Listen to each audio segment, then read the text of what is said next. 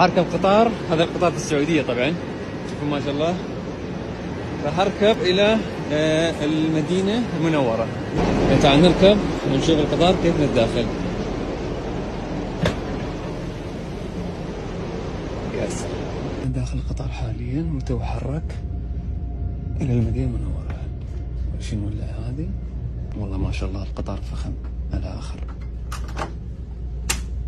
اول ما تصعد يقدمونك القهوة مع التمر. على فكرة انا ماخذ بالبزنس كلاس 316 ريال، اما لو تاخذ بالايكونومي يكون ارخص عليك يعني.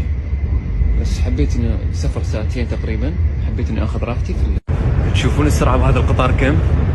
299 300 299. جو قدموا لنا وجبة حاليا، قطار الحرمين السريع. شوف الوجبة شو هي داخلها، شاي بعد. كانت رحلة ممتعة وسريعة صراحة في قطار الحرمين اللي هو من جدة للمدينة. هذا وصلنا إلى محطة قطار المدينة.